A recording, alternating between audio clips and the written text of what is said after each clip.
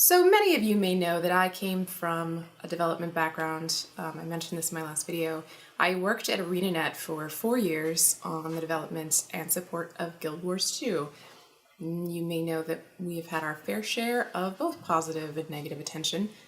So I want to be able to address some things that have come up in the course of my experience in the game development world that I wasn't really able to address while I was employed.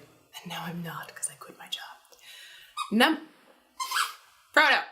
Number one, players, listen. Nobody gets into video games because they want to make a bunch of money. I know it may seem like it.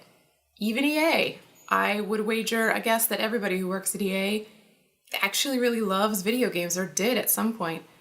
There are so many other industries where you can go and make so much more money than you can make in video games with the exact same skill sets.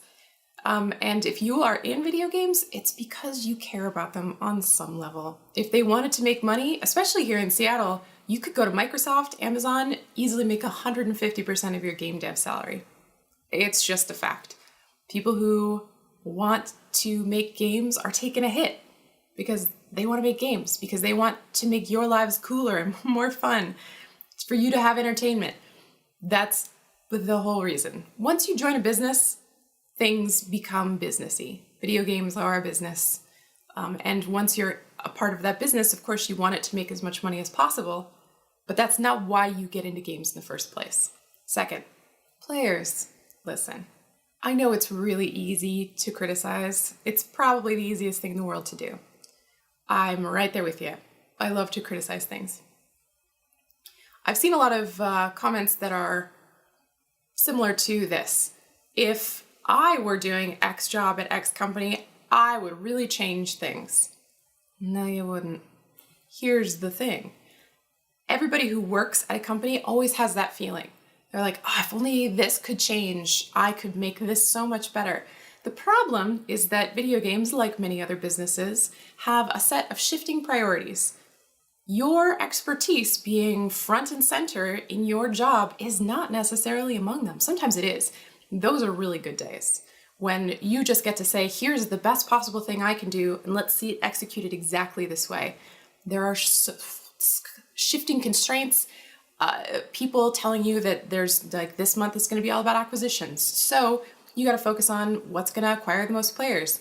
And then your supportive retention goes down, or it's the opposite. Or you want to increase box sales. So now everybody's got to go work on new box art, whatever. It's nothing to do with how good these people are at their jobs, because let me assure you, everybody who has a job in video game development beat out a whole load of other people who did not get that job. They're the best of the best because it is a highly competitive industry.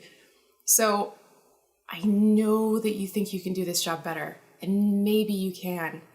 But trust me when I say it has nothing to do with your raw talent, their raw talent, nobody's raw talent. It's a business. Things are out of your control. Have a little bit of compassion when you say, oh, I really fucking hate that icon. I can make a better icon in my sleep. Maybe. That would be amazing. I'd pay to see it, but it may not actually be true. So take a step back. Remember this. The third thing I want to say today is actually from a flipped perspective, and it's to developers from a player. Hey guys, listen.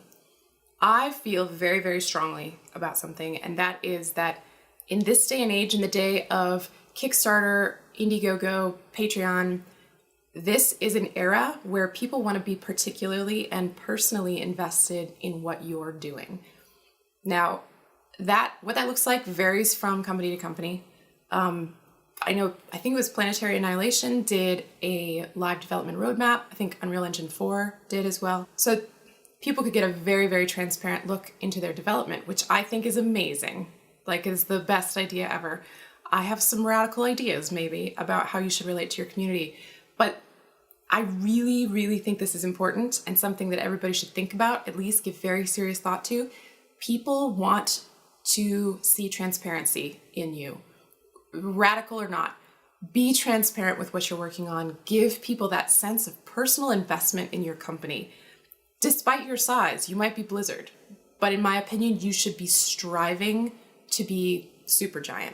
Everyone should try to feel like a small developer who is personally affected by the investment of its players. Give them something back. That's what they want. I promise. If you disagree, and you might, please contact me on Twitter. Leave me a video response. I would love to watch it. Don't leave me a comment because you can't. And remember, most important thing,